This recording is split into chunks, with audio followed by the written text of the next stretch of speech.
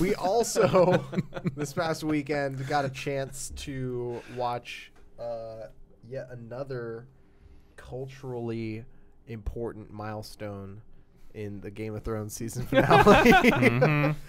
I thought it was funny. This week was actually I was watching with the girlfriend, and she's a book reader, but she takes her Game of Thrones very, very seriously. But she's also kind of a civilian when it comes to watching things, like most pretty much everyone is, and so she's kind of been on board thus far with the whole season and been excited about it. And I've been like complaining about the writing, and she's like, "Shush, you're just being Contrarian bastard." Yeah, exactly. But even this episode got to her, where she was like, "Interesting. That's how Baelish goes out." Spoiler alert, I guess. Yeah, okay. But she's like, "It's like that's how Littlefinger, bites it." And it was just sort of like even she was kind of rolling her eyes at half of it, and also the. Everything with the meeting and the Dany and Jon Snow and everything. It's just I don't know. I thought that I thought it was the best episode of the season. Yeah, but that's also not saying much. Yeah, I don't know. Even the loot train episode, like I liked that battle was probably my. The battle was better, but that episode, that loot train episode was garbage. They just filled 40 minutes hoping that you wouldn't notice that nothing happened until because of the thing. But oddly enough, my reaction to watch it, I just watched it last night. There, I was late to the game because I didn't give a shit and I had better things to do. But watching the finale. Honestly, I felt it was. I did also feel it was surprisingly good, considering what's gone before. Considering that I've been so negative, I almost didn't watch the finale on the season thus far. At least I was interested to see what the developments are physically. That we have some more incest. Our physical developments. Exactly. we have some business going on. We have some more incest going on between the real heir to the Iron Throne and his aunt, who just ended up fucking there finally after all that all that strong chemistry they've been building up with the whole season so far. Finally have the White Walker army marching on everybody. The path is clear. We can imagine if the show still existed, which it doesn't, that all sorts of interesting things would happen there. And I thought the writing of the show would be worse than it was. See, my expectations were so low for the show that even when Cersei said initially that she was totally going to cooperate and be on board with helping everybody, I thought the writing was so bad that she actually had a change of heart and was all on board now, and all the evil was expelled. That's the thing. It could have been that bad. Yeah, literally at that point, there was no part of me who was just like in any way thrown by Cersei suddenly agreeing to help Dany, because I was like, nothing means anything anymore. So who fucking cares? So even when she does the little reversal that now she's she's really still scheming behind them, I was like, okay, that's not as bad as it could have been. I thought it was really, really bad. Instead, it's just the one really bad. But even that just played out in such an unsatisfying way, with her just being like, go ahead. I was gonna say, at the very least, I thought in the positives for this episode, I thought Jaime finally being doing what he should have done like 2 seasons ago. He's like, damn, you are fucking crazy. I am out of here, and finally fucking booking it. Was cool. Like, I mean, it's crazy that it took this long, and this was the straw that broke the camel's back. Or just a labored scene of dialogue between them where he's like, "No, I don't think so," and he repeats over and over again, which is, by the way, my favorite hallmark of the writing now, which is just characters just repeating the subtext over and over again. Like Dany's relationship to her dragons, being her children, is established by her repeatedly in this season just saying, "They are my children. They're my children. You don't understand. They're my children." She says, "Well, hold on. Let me circle back here." And then Jaime's decision to. It's like we need Jaime to finally for the straw that breaks the camel's back. We need him to finally go away. Well, it's probably because his oath means something to him, and he breaks it. And she asks him to break an oath that he's made, and he just can't do that. And how is that established? Because he just says over and over again, "I made an oath." Yeah, but we're gonna do all this other stuff. But I made an oath. Yeah, okay, but we're gonna just shore up our armies or whatever. Oath. And then he just walks away. Yeah, there's definitely, you can see sort of the skeleton of where they could have added all that depth and that like heart into Jaime's decision from when all of them get together in the Dragon's Pit to Brienne very briefly talking to Jaime to that conversation between Jaime and Cersei. There's like a very vague outline that it's almost at this point, you know, they're writing what you guys said. They're writing the outline, and they're just allowing us with our imagination to fill in where there should be depth and actual That's what this character actually and is here. Oh, by the way, real quick, just to get more on the having to repeat themselves from earlier and how bad the writing is, they repeated the same scene twice in one episode. You know, when Tyrion was having it out with Cersei there, and then it was you know, pointing to the Silent Mountain. Just have him kill me. And then later, in the same episode, same episode, Jaime's like, fine, do it. Just have him kill me. I'm like, this is the same shit. But it's not even the same shit in like a playful way. It's like literally they forgot that they copied and pasted that to a different scene. I don't mean they literally forgot, but I mean at some point they said, this is kind of the same end to both of these scenes. We should come up with something else. And then they just never went back and did it.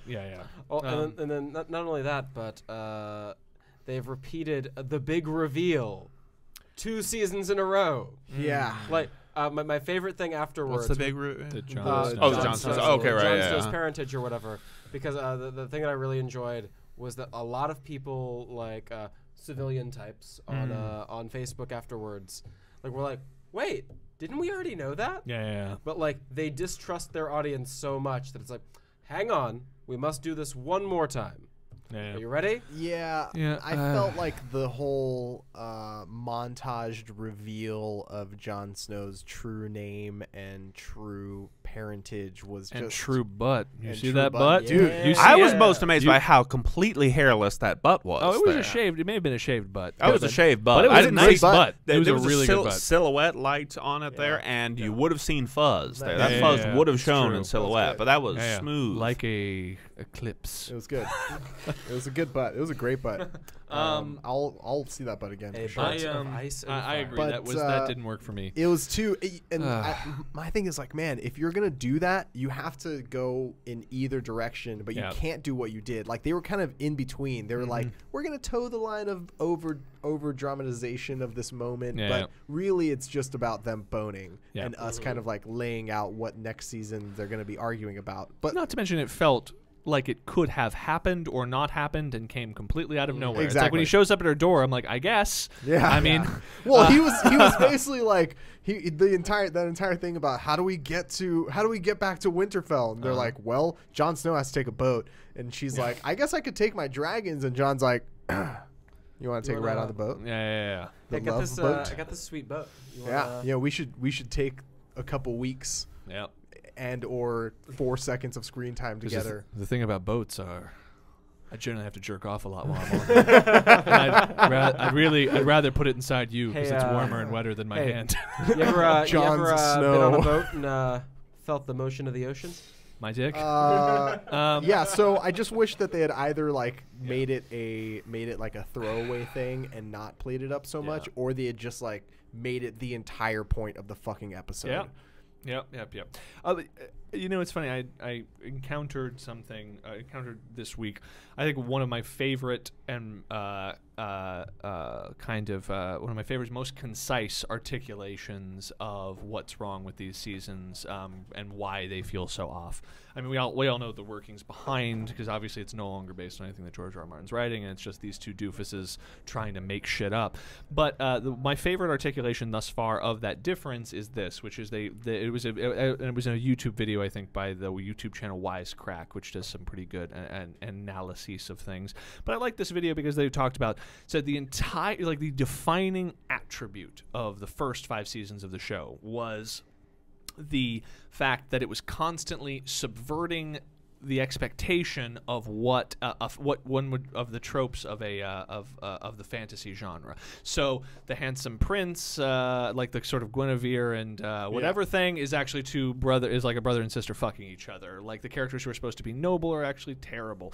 When you see a heroic character like Robb Stark, who would be the hero in any other story, he gets killed. When you see Ned Stark become honorable, he gets dead. It's constantly taking what we are to expect out of a classic sword and sorcery story, and really stories, more broadly, and constantly fucking with them. Constantly, it was the defining. So if we have, and anyway, so that sets up the expectation that the resolution of this will also subvert the expectation of a classical fantasy story.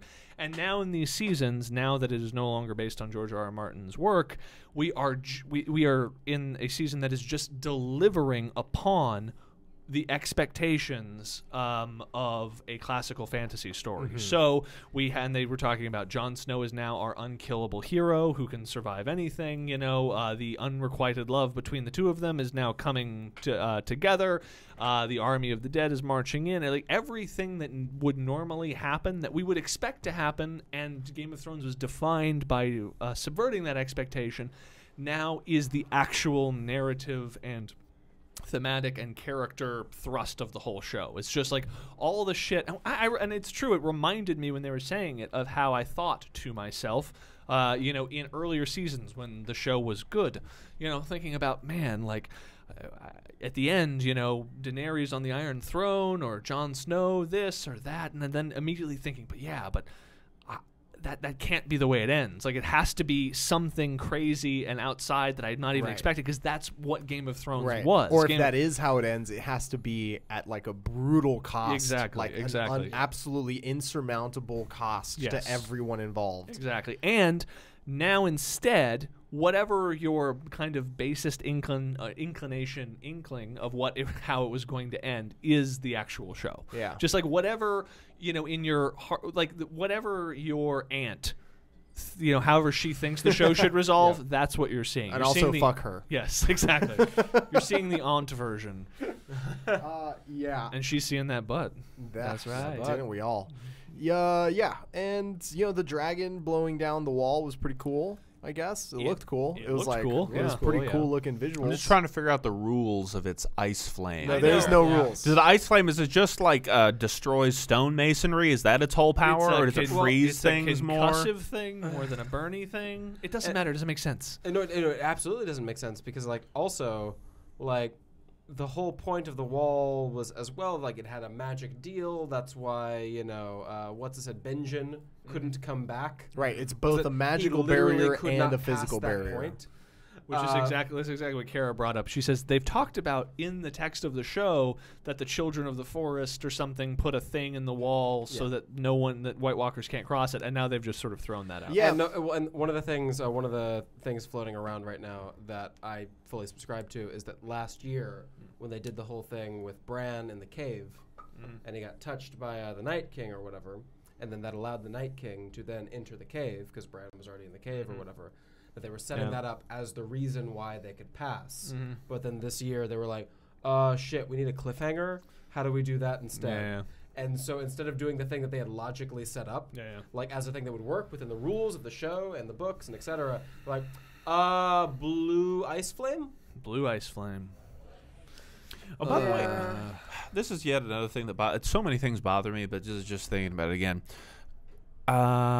Why on earth there's not even a contrived logic by which one would think that their producing of a single dead zombie guy would convince anyone that this was anything other than one single dead zombie guy they happen to contrive. After all, there are magical people around who can cast spells. Not to mention that, like, deceit and trickery sort of defines the entire Game of Thrones world, and yet no one seemed to have an issue, including Cersei. Like, or as much as there was deception, the characters who should have had issues with it. Yeah, exactly. Like, even as much as Cersei, there was deception at work in the end of the episode, it was just assumed that upon seeing Skeleton Face, that everyone is immediately on board with the fact that there is a giant 500,000 strong army of the dead that is marching towards. And it's like, why? Because it was narratively expedient, and that's it. I mean, yeah, it's narratively expedient, and it's also just a contrived way of just getting us to the point where it's like, this is just going to happen, whatever. Like, getting all of our guys beyond let the it wall. happen. Would it have been better? Would it have been better if this season and maybe even next season was very similar to what had happened previously? All of this, like, political infighting and relationships being developed, and all of it sort of taking up their time and them spinning their wheels trying to kind of get anything going in terms of stopping the Night King. Night King makes it across the wall using whatever the fuck magic he makes his way across the wall with, and ends up killing everyone. And at the end of the series ends actually less with so much us worrying about the Game of Thrones and more with like Bran going back in time to like warg into the original, the first man who turns into the Night King, and stopping it from the get-go, and then like waking up with his legs working in the beginning of the first episode. Doctor Strange ending. Yeah, exactly. Like why not just do it that way? Why not do it all like the oh shit, he went back and changed all of time like option. I mean, if we're gonna just fucking use all the fucking tropes we can, why not time travel as well? I do have to say that there's this fan theory going around that where this is all headed, of course, is that Bran is the Night King and that whole thing, which I normally wouldn't give too much attention to. However, I did notice Hard Home, there's clearly one actor playing the Night King who we had seen up to that point. Then in this season, and this is the season where, and I assume this is the reason behind it, they show the Night King as being turned into the Night King by the Children of the Forest. And they have that guy in the scene, and he now is the new Night King, who is very clearly a different actor. Because even under all the Night King makeup, the one thing that makes him very clearly a different actor is he has a huge schnoz. This is just gigantic. So it's like all of a sudden we had this badass Night King who's in all the gifts from the Hard Home thing, where he's like, "What's up, bro?" There's that Night King, and then there's the new Night King with a gigantic schnoz. And I was like, what was the point? And I guess it was just for that one scene where the guy gets stabbed. They decided to recast it or whatever. But it's like, why have this Night King now with this big dumb nose and close set eyes? It looks like it's the same guy. No, it's a different actor. I promise. But this is my thinking. This is the only thing that makes me. This is the only thing that makes. Oh shit! It is a different actor. It's a different guy. Vladimir Furtick. Yeah. And so why? Because the defining attribute of Bran is he has a huge fucking schnoz. Have you seen that kid? Yeah. And so I'm wondering if this came up and they were like, we need to cast someone who looks like Bran or looks like older Bran. It doesn't have to be his physical self. If it's his physical self, he would be in a fucking wheelchair. We're talking about Game of Thrones. The rolling Night King. Yes. I guess the idea is his identity. Look, he's tied to a tree in this picture. He's tied to a chair. He's tied to a tree. I'm just saying, what if he goes back in time as adult Bran and gets Children of the Forest? So then how does that fix? That's the fix. That was actually the cost, right? The cost of getting the use of his legs back. I've forgotten about this entirely, by the way. Why the children? I don't want to know the answer, but I've forgotten about that entirely. I guess I really fucked that up. But he has this huge nose, and Bran has a huge nose. And so if some part of that was the only thing that gave me pause, because it annoyed me, because like this new Night King looks dumb relative to the old Night King who looks more badass. God, the old Night King was so fucking just... Wasn't he cool? Remember when the show was also good? That was a good time.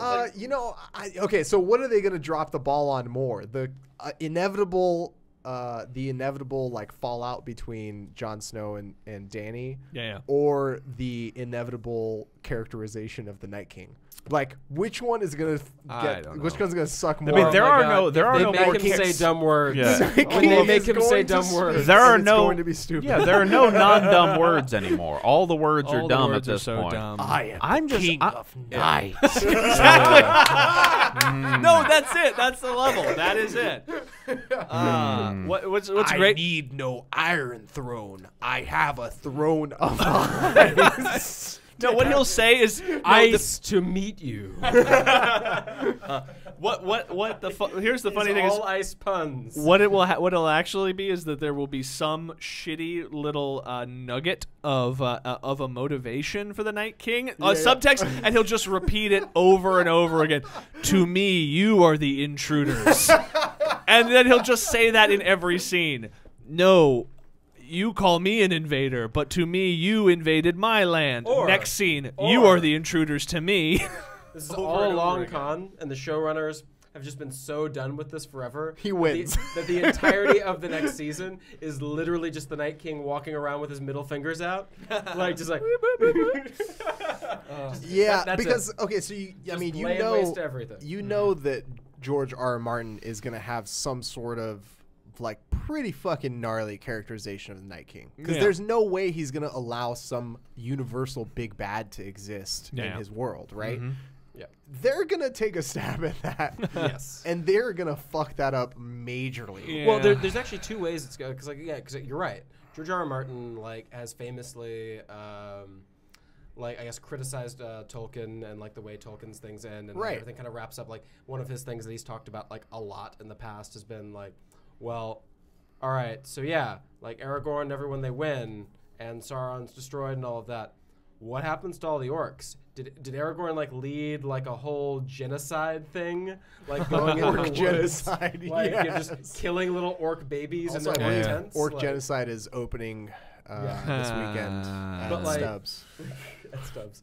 But yeah, no, it's one of those things where it's like, you know, very clearly, like, Martin has a plan for how this is going to take the trope, subvert it, etc. So either they will take a stab at doing the same thing, they've got it in their outline somewhere, or they're just like, nah, this guy's just the big bad and that's it. Like, I also, but I would say this in terms of introducing a big bad. I forget about how good Hardhome was in terms of introducing a big bad. Hardhome is a fucking awesome way of doing that. Well, he was introduced in that flashback previously, but that was an amazing moment. As like, how bad this motherfucker is. And that for me, Hardhome was. Show me what you've got. We have so many opportunities to transition to Rick and Morty, but I do want to say that Hardhome was the moment where, like, twice previously they were like, we got a real big battle for you guys at the Battle of the Wall, and it's just like it's like a few extras like dancing around in front of a shitty set wall, you know. Even so, Hardhome was the first where the show just fucking jumped a motorcycle into like full on,